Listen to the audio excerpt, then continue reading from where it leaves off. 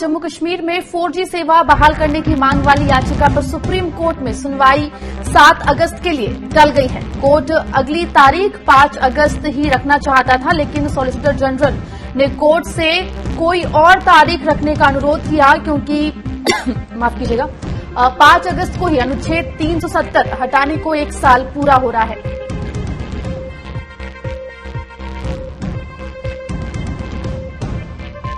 संवाददाता गोपाल कृषि जुड़ गए हमारे साथ अधिक जानकारी लेकर। गोपाल, तो कोर्ट ने 4G की बहाली को लेकर जो सुनवाई है उसकी तारीख 7 अगस्त कर दी है। क्या कुछ हुआ इस आज कोर्ट की सुनवाई के दौरान?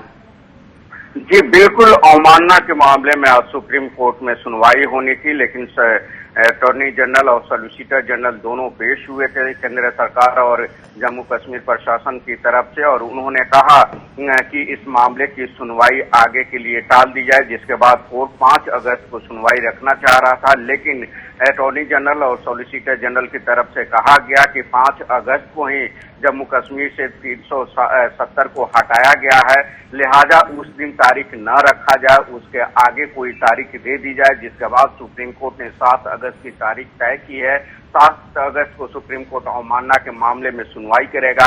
हालांकि पिछली सुनवाई के दौरान सॉलिसिटर जनरल ने कहा था कि सुप्रीम कोर्ट ने विशेष समिति बनाने के लिए कहा था, तो उसके आदेश के मुताबिक विशेष समिति बना दी गई है। यह समिति देख रही है कि किन राज्यों में 4G सेवा बहाल की जा सकती है, किन जगहों पर नहीं बहाल की जा सकती है, उसके बाद रिपोर्ट सौंपा जाएगा।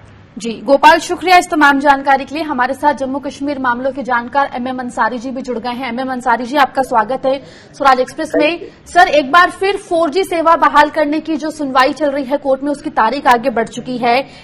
और सरकार की तरफ से जो इसमें दलील दी गई है वो ये है कि 1 साल में भी हो गया है, लेकिन जो हालात है वो सामान्य नहीं हुए हैं। तो 1 साल कंप्लीट हो चुका है, 370 अब्रोगेट करे, लेकिन हालात आखिर सामान्य क्यों होते नजर नहीं आ रहे? जी, ये बड़ी अजीब सी बात है कि एक तरफ तो सुप्रीम कोर्ट ने पहले ही ये कहा है कि ये इंटरनेट फैसिलिटीज जो प्रोवाइड की जाती हैं पूरे देश में, दुनिया में, वो एक फंडामेंटल राइट्स हैं, और अगर ये नहीं दी जाती तो फंडामेंटल राइट्स का वायलेशन माना जाएगा। दूसरी तरफ सेंट्रल गवर्नमेंट ने ये कहा है सुप्रीम कोर्ट के सामने कि वहां पे कश्मीर में एक वार लाइक सिचुएशन है। इन्होंने एक वर्ड यूज किया है, वार लाइक सिचुएशन है, जिसकी वजह से ये 4G जो है वहां पे बहाल नहीं की जा सकती। तो बड़े कंट्रडिक्शन है कि सुप्रीम कोर्ट का ये मानना है कि फंडामेंटल राइट्स हैं, दूसरी तरफ सरकार कह रही है कि ये वार लाइक सिचुएशन है, और 1 साल से ज्यादा एब्रोगेशन अब 370 को बीत गया है, और सरकार ने कहा कि वहां डेवलपमेंट होगी और वहां पे मिलिटेंसी कम होगी।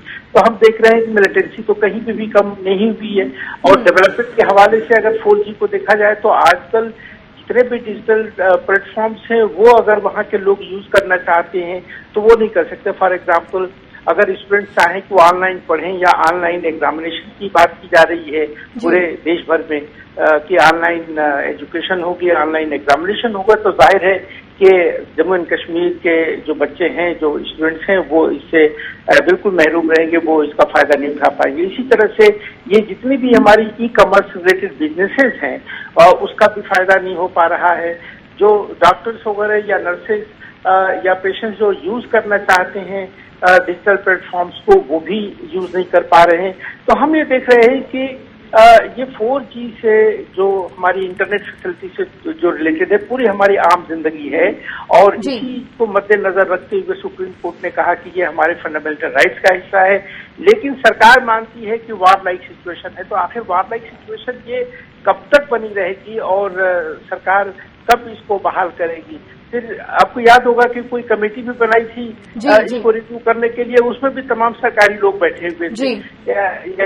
जिन्होंने ये फैसला लिया है तो वहाँ पे इंटरनेट फैसिलिटीज 4G न प्रोवाइड किया, उन्हीं को दे दिया कि आप दोबारा फैसला अपने आप कीजिए। जी, तो कुल मिलाकर कोर्ट में लगातार तारीखें बढ़ रही हैं, और जो कश्मीर की आवाम है उनको 4G इंटरनेट की सेवा नहीं मिल रही है, और इसका खामियाजा कहीं ना कहीं वहां के स्टूडेंट्स को, हेल्थ केयर सिस्टम को और वहां के व्यापारियों को भी भुगतना इसका पड़ रहा है। शुक्रिया अंसारी जी हमसे जुड़ने के लिए और बात करने के लिए।